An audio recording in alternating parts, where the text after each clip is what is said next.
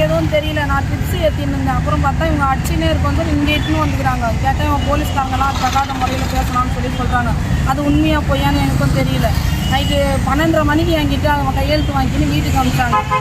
நான் வரும்போது சொன்னேன், மாமா பாத்ரூம் போகிற இடத்துல லெட்டின் போகிற இடத்துலலாம் ரத்தம் வர மாதிரி அடிச்சிட்டாங்கம்மா, யூரின் போகிற இடத்துலையும் அடிச்சிட்டாங்க, தண்ணி கேட்டால் மூத்தத்தை பிடிச்சி கொடுத்தாங்கம்மா, என்னால் முடியல, எனக்கு தண்ணி வாங்கி கொடுத்தா தண்ணி வாங்கி கொடுத்தேன். தண்ணி வாங்கி கொடுத்து ஸ்டாண்டிக்கு இட்டுன்னு போய் ஒரு ஊசியாவது போடுமா எனக்கு அப்படின்னு சொன்னான். ஸ்டாண்டிக்கு இட்டுன்னு போனால் தீவிரவாதியை பிடிச்சி இட்டுன்னு வரா மாதிரி இட்டுன்னு வந்தாங்கப்பா. 20 பேர் சேர்ந்து இட்டுன்னு வந்தாங்கப்பா. அதான் எங்களுக்கு தெரியும். அதுக்கப்புறம் இன்னும் வரைக்கும் என் பையனை என் கண்ணில் காட்டு.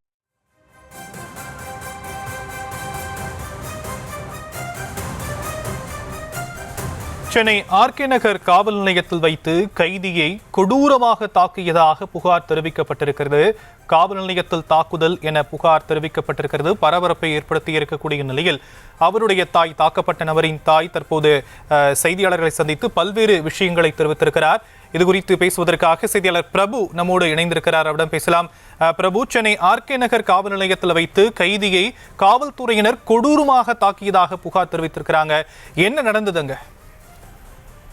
வணக்கம் ஷாம். அதாவது ஆர்கே நகரில் இருந்த ஆட்டோ ஓட்டுநர்களுக்குள் ஏற்பட்ட பிரச்சனையிலே ஒரு தரப்பினரை காவல் நிலையம் அழைத்து சென்று போலீசார் சரமாரியாக தாக்குதல் நடத்தியிருக்கிறார்கள். மேலும் அந்த காயமடைந்த நபர் தனது தாயார் அழைத்து சென்று அரசு ஸ்டான்லி மருத்துவமனைக்கு அழைத்து செல்லும் போது பின்தொடர்ந்து மருத்துவமனையிலிருந்து மீண்டும் கைது செய்திருக்கிறார்கள். மற்றும் ஒரு சாத்தாங்குளம் சம்பவத்தை நினைவுபடுத்தும் வகையில இந்த தாக்குதல் நடந்திருப்பதாக அவருடைய தாயார் கண்ணீர் மல்க கூறுகிறார்.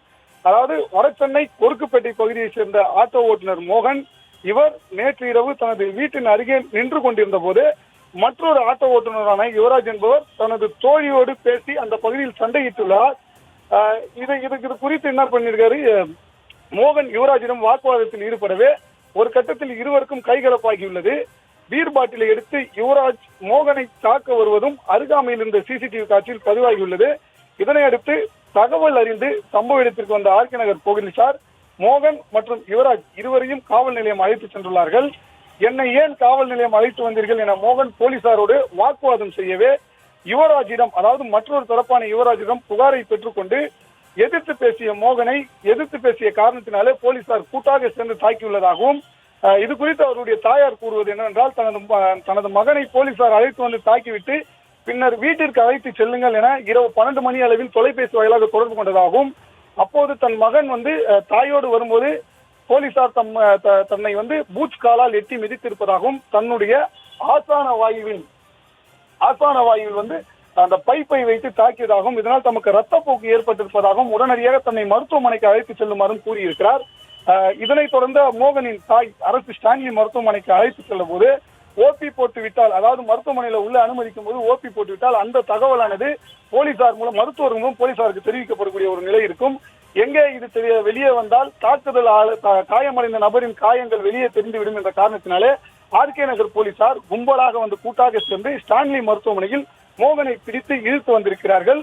அங்கிருந்த மருத்துவர்களிடம் இவர் கைதி தப்பி ஓடி வந்திருக்கிறார் என கூறி அந்த ஓபி சீட்டையும் பிரித்து இருக்கிறார்கள்.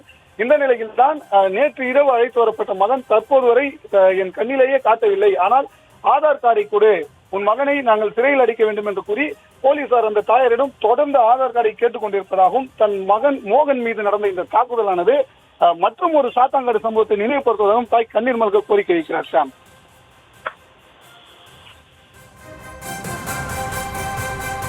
தற்போதைய விவரங்களுக்கு நன்றி பிரபு. செய்திகளை உடனுக்குடனும் துல்லியமாகவும் தெரிந்து கொள்ள சப்ஸ்கிரைப் பண்ணுங்க.